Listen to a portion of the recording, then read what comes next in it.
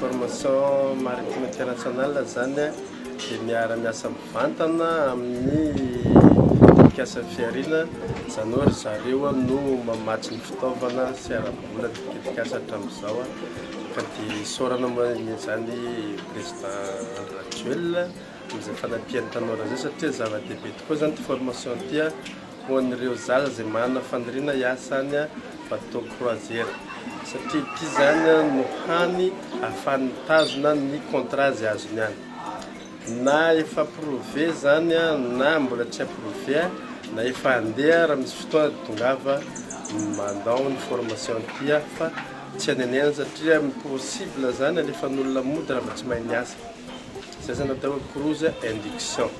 inareo tsara fa maro ny olana any satria tsisy teny gasy any niasa tsisy zavatra fantatra dia ity no ahafahanareo zany mamena an'izay formation efa nataonareo hatramin'izay hoan'ny cruise induction nao skipina zany ity ny voalohany ity zany ny promotion voalohany reto fa misy foana izy manomboka zao zany isaka 2 semaine zany mamoaka zahay dia efa afaka misoratra anarana zany zay liana amin'ity formation ty